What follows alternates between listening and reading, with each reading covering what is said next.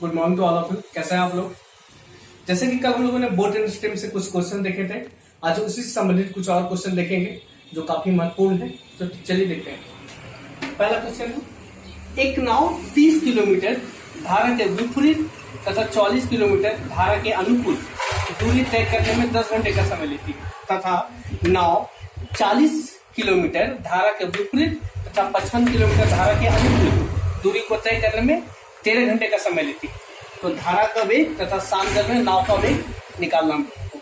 तो जैसा कि हम लोग जानते हैं कि जल का वेग, जल में नाव के वेग को x किलोमीटर प्रति घंटा मानते हैं तथा धारा के वेग को हमेशा y किलोमीटर प्रति आवर मानते हैं, जैसे कि मैंने पिछले वीडियो में आपको बताया था। ओके, अब हमने एक और अनुकूल चाल, जैसा कि मैंने कल बताया था, अनुकूल x प्लस वाई ये गति हो जाती है तथा विपरीत x माइनस वाई की गति हो जाती है। ओके फ्रेंड, ये मैंने कल बताया था। तो प्रश्न के अनुसार हम लोग देखते हैं, और एक फॉर्मूला और हम लोग को पता होना चाहिए, समय इक्वल टू दूरी बटा चाल। ओके फ्रेंड, तो देखिए हम लोगों ने ये 30 किलोमीटर की दूरी को जब x प्लस x, ये चूंकि विपरीत है तो x माइनस वाई, जब x माइनस वाई की गति से तय की जाए तथा 44 किलोमीटर को x प्लस वाई चूंकि अनुकूल है, ठीक है, तो जब 44 को x प्लस वाई की गति से तय की जाए तो कुल 10 घंटे का समय लगती है इसमें। ओके फ्रेंड, अब इसे सॉल्व करने के दो तरीके हैं। ओके फ्रेंड, पहला तो ये है कि इसे रैखिक विधि से सॉल्व किया जाए, x minus y x plus y, इसे ऐसे करके सॉल्व करते हैं जैसे कि हम लोग 8, 9, 10 वैसा पढ़ चुके हैं। हम लोग ऐसा नहीं करेंगे क्योंकि ऐसे में काफी समय लगेगा जो हमारे लिए अच्छा नहीं है। तो इसे बनाने का हम लोग कुछ और तरीका देखते हैं। ये हम लोग जानते हैं कि ये 44 या तो 4 से कटेगा या तो 11 से कटेगा। तो फ्रेंड, लेकिन अगर इससे हम लोग 4 से काटते हैं तो 11 मान कटेगा। तो फ्रेंड, अगर ये x प्लस वाई का मान अगर मान लें तो 4 हो तो ये 11 मान कटेगा, और चूंकि ये विपरीत तथा अनुकूल दोनों मिला के कुल 10 घंटे ही लगे और यहाँ इसी में 11 घंटे आ जाएंगे, इसलिए ये आंसर नहीं हो सकता। तो हम लोग 11 मान सकते हैं। अगर 11 माने तो इसमें ये 4 घंटे लगे। तो फ्रेंड, बाकी बचे शेष 6 घंटे। इस 6 घंटे को इस 30 किलोमीटर की दूरी तय करने में लगाना है, जिसके लिए गति रहेगी x माइनस वाई। मीन्स ये गति कितनी होगी friend, x minus y equal to 5, तब तो 5 6 30 होगा। तो फ्रेंड समझ गए? तो मीन्स x माइनस वाई बराबर हम लोग 5 बोल सकते हैं, x प्लस वाई बराबर हम लोग 11 बोल सकते हैं। तो फ्रेंड, तो हम लोग ऐसा बता सकते हैं x मीन्स नाव की गति कितनी हो जाएगी, हमने बताया था कल। इन दोनों को ऐड करते हैं तो 11.16 divided by 2 means 8 kilometre per our. तो फ्रेंड, तथा जलधारा की गति मीन्स y इक्वल टू इन दोनों का अंतर 11 से 5 गया 6 divided by 2 means 3 kilometre per our. क्या फ्रेंड, वो समझ गए? ये अब हम लोग देखेंगे एक चीज और, इस क्वेश्चन में एक और इन्फॉर्मेशन ऐसा ही है कि ये 40 किलोमीटर धारा के विपरीत तथा 55 किलोमीटर धारा के अनुकूल 13 घंटे में तय करती। तो फिर हम लोग यहाँ पे ये शूट करके देख सकते हो। वैसे इसका हम लोग जरूरत नहीं भी ले फिर भी चलेगा, लेकिन देख लेते हैं यहाँ पे, ये देखने के लिए बस 40 किलोमीटर को x माइनस वाई की गति से और 55 को x प्लस वाई की गति से, तब कितने 13 घंटे का समय लगता है। तो जब x प्लस वाई अगर हम लोग 11 लेते हैं तो ये 5 वर्ग में कट गया। क्या फ्रेंड, जब ये हम लोग कितना लेते हैं, ये x माइनस वाई को जब हम लोग कितना लिए थे, यहाँ पे मैं याद होना चाहिए, ये 5 लिए था, तो 5 लिए तो ये 8, देखिए 8 और 5 13 घंटे का समय ये लग गया। तो फ्रेंड, तो हम लोग बस इसे उतना ना बनाए तो बस इतना ही से यहाँ कर लेंगे आंसर। ओके ओके, अगले क्वेश्चन, सेकंड क्वेश्चन देखते हैं। एक नाव प्रवाह के विपरीत P से Q बिंदु तक और प्रवाह की दिशा में Q से P बिंदु तक की दूरी 3 घंटे में पूरी करती है। यदि स्थिर जल में नाव की चाल 9 किलोमीटर प्रति घंटा है, नाव की चाल मीन्स x 9 किलोमीटर प्रति घंटा हो और धारा की गति 3 किलोमीटर प्रति घंटा मीन्स y, तो P से Q के बीच की दूरी कितनी होगी? ठीक है फ्रेंड, ये बोला है ये P से Q, मान लेते हैं P यहाँ होगा, Q यहाँ होगा, ये धारा के विपरीत जाती है और फिर इधर से धारा के अनुकूल आती है।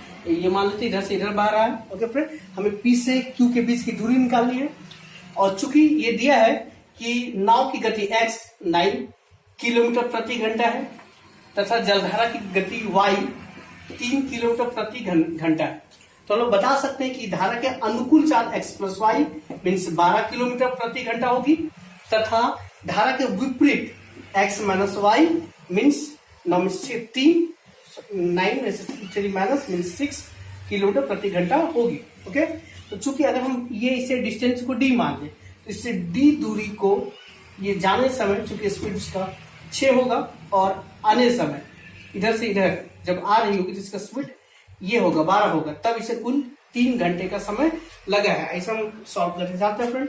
ये एलसीएम हो गया 12 हो गया, ये 2 बार में 2d, ये 1 बार में d इज 3। ओके फ्रेंड, ये 3d इक्वल टू ये 36, ये 3 इंटू 12 हो गया तो 3 से 3 कट जाएगा, d इक्वल टू 12 किलोमीटर। तो फ्रेंड ये खत्म है।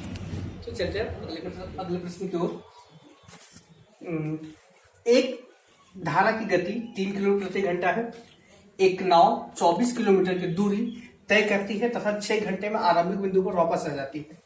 ओके फ्रेंड, तो शांत जल में नाव की गति क्या है? नाव की गति को हम लोग x मानते हैं और धारा की गति को y मानते हैं, जैसे हमने पहले बताया है। ओके फ्रेंड, तो हम लोग ऐसा देख सकते हैं ये 24 किलोमीटर की कुल दूरी, ये अगर धारा के अनुकूल गई उस समय गति इसकी x प्लस वाई होगी, तथा जब ये 24 आई मीन्स धारा के विरुद्ध आई तो x माइनस वाई, तो और इसे कुल मिला के 6 घंटे लगे। मतलब ये गई एक बार इस स्पीड से और आई इस स्पीड से, तो इसे कुल 6 घंटे का समय लगा। ओके, और जैसा कि हम लोग जानते हैं कि ये धारा की गति 3 है मीन्स वाई 3 है। ओके फ्रेंड, वाई हमेशा ये 3 है, याद रखना हम लोगों को। तो इसे हम लोग बनाने का सबसे अच्छा तरीका है कि इसे ऑप्शन से बनाया जाए। ठीक, तो अगर हम ऑप्शन से देखते हैं, अगर ये 4 लेते हैं हम तो ये 4 3 7, अगर 24 को 7 से डिवाइड किया जाए ये अच्छे से आएगा नहीं, तो आगे अगले ऑप्शन को चेक करते हैं। अगले ऑप्शन में 9 को चेक करते हैं तो ये 9 plus 3 means 12 divided by 24 divided by 12 means ये 2 हो गया, प्लस ये यहाँ पर 9 माइनस 3 मीन्स ये 6 को जब हम लोग 24 में 4 2 6 ये देखता हूँ सेटिस्फाइड कर जाएगा मीन्स हमारा आंसर हो गया। और शांत जल में नाव की चाल बराबर 9 किलोमीटर प्रति घंटा। ओके, खत्म। और अगले प्रश्न पे चलते हैं हम लोग। ये देखिए, ये बहुत इंपॉर्टेंट प्रश्न है, इसे देखते हैं हम लोग। एक जहाज में किनारे से 20 किलोमीटर दूरी पर रिसाव शुरू हो जाता है। मीन्स जब एक जहाज किनारे से 20 मीटर की दूरी पे थी, 20 किलोमीटर की दूरी पे, तो उसमें रिसाव उत्पन्न हो जाता है। रिसाव के बावजूद जहाज किनारे की ओर 12 किलोमीटर प्रति घंटा की गति से बढ़ने में सक्षम है। हालांकि जहाज केवल 23 मिनट तक ही जल प्लावित रह सकता, मीन्स वो 23 मिनट तक बढ़ेगी आगे, और 23 मिनट में अगर किनारे नहीं पहुंचती तो वो डूब जाएगी, और वो 23 मिनट में नहीं ही पहुंच पाएगी किनारे और वो डूब जाएगी। ओके, और जहाज के दल और यात्रियों को निकालने में 8 मिनट लगते हैं। तो बचाओ नौका मीन्स इधर से एक नौका है जो उसे बचाने के लिए आएगी कि न्यूनतम गति क्या होनी चाहिए जिससे लोगों को सफलतापूर्वक बचाया जा सके। ओके फ्रेंड, इसे हम लोग सॉल्व करते देखते हैं। मान लीजिए ये नाव यहाँ फंसी हुई है, ये हमारा नाव, ये इसमें आप और ये आपके पड़ोसी। ओके, और ये रहा किनारा। ओके फ्रेंड, ये दूरी यहाँ से है टोटल 20 किलोमीटर की दूरी। ओके, अब ये देखिए, ये चूंकि नाव यहाँ से केवल 23 मिनट तक ही चल सकती है, और ये एक नाव है यहाँ पे जो जिसे यहाँ पे जाके बचाना है इसे, इन लोगों को। ओके, और चूंकि इन्हें यहाँ से यात्रियों को बचाने में 8 मिनट लग जाएंगे, तो और ये नाव 23 मिनट डूब जाएगी। मीन्स मेरे पास टाइम कितना बचा हुआ है? 23 माइनस 8, मतलब मेरे पास इन लोगों के लिए इतनी दूरी तय करने के लिए टाइम कितना है? 15 मिनट मात्र। ओके फ्रेंड, और इसकी गति, इधर इस नाव की गति कितनी है?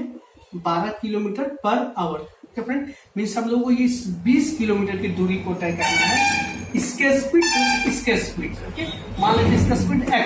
ओके, तो ये 12 का स्पीड प्लस ये x की स्पीड, इसे टोटल 15 मिनट में तय हो जाएगा। चूंकि ये सब कुछ घंटे में, यहाँ पे इसे घंटे में डालना पड़ेगा। बाई 60 का, ये घंटे में आ गया।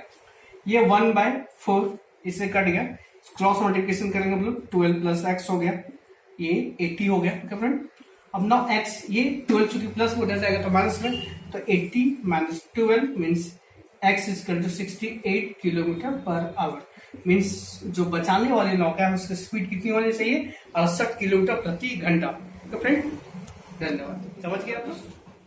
इसमें दिया है एक नाव शांत जल शांत जल 1 घंटे में 6 किलोमीटर जाती है। मीन्स एक नाव शांत जल में, ओके फ्रेंड, ये गलत छूट गया, शांत जल में 1 घंटे में 6 किलोमीटर जाती है, परंतु वह धारा के प्रतिकूल यही दूरी चलने में तिगुना समय लेती है। ओके फ्रेंड, धारा की चाल क्या है, हमें धारा की चाल निकालनी। ओके, चूंकि नाव की शांत जल में चाल ये जानते हैं, मीन्स एक्स बराबर कितना, ये 6 किलोमीटर प्रति घंटा होगी, चूंकि 1 घंटे में 6 किलोमीटर की चाल है। और इसी 6 किलोमीटर को धारा के प्रतिकूल मैंने बताया था x माइनस वाई, तो x तो मुझे पता है ये 6 है, तथा y हो गया, तब इसे कुल कितने समय लगता है, ये 3 घंटे का समय लगता है।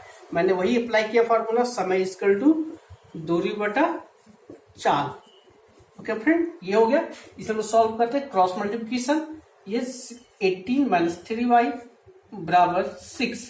इस जब हम सॉल्व करेंगे तो ये हो जाएगा, कितना हो जाएगा फ्रेंड, ये 3y को इधर ले आता हम लोग प्लस में, ये 18 माइनस 6, ये 12, ये 3y इक्वल टू 12 में 3 से कट गया, y इक्वल टू 4 किलोमीटर प्रति घंटा। धारा की चाल होगी 4 किलोमीटर प्रति घंटा। ओके, अब चलते हम लोग अगले प्रश्न की ओर। एक नौका को कुछ दूरी तक धारा के प्रतिकूल जाने की तुलना में नीचे की ओर मीन्स अनुकूल जाने में आधा समय लगता है। ओके, अनुकूल जाने में आधा समय लगता है। स्थिर जल में और उस धारा में नौका की चाल का अनुपात क्या होगा। ओके, तो हम देखते हैं, ये धारा के प्रतिकूल मीन्स x माइनस वाई, और ये धारा के अनुकूल means x plus Y. Okay, इन दोनों समय का अनुपात दिया हुआ है, चूंकि टाइम का रेशियो दिया हुआ है कि अगर इसमें 1 समय लगता है तो इसमें ये, चूंकि अगर इसमें 1 लगता है, चूंकि ऐसा मानता है, अगर इसमें 2 लगता है तो इसमें 1 लगता है, चूंकि इसे आधा समय लगता है। ये अगर ये 1 लगता है तो ये 2 लगेगा, इसका दोगुना लगेगा, ये इसका दोगुना कर दे या इसका आधा कर दे, दोनों बात एक ही है। ओके, स्थिर जल में और उस धारा में नौका की चाल का अनुपात निकालना। तो मैंने कल बताया था कि तो यहाँ पे x और y का रेशियो हो जाता है, इन दोनों का सम, ये x होता है मीन 2 1 3, और इन दोनों का अंतर y होता है मीन्स ये 1, इन दोनों का अनुपात का अंतर हो गया ये। हम लोग को निकालना क्या फ्रेंड, हम लोग को निकालना उस धारा में नौका की चाल मीन्स x, और नौका की चाल स्थिर जल में नौका की चाल, तथा उस धारा में नौका की चाल मीन्स x प्लस वाई, धारा के अनुकूल, ऐसे। ओके, तो x ये चूंकि दिया हुआ है, x 3 हो गया, और ये 3 प्लस 1 मीन्स 3:4 आंसर। ओके, बस। ओके, आज के लिए इतना ही, सॉल्व करते हैं। Thank you.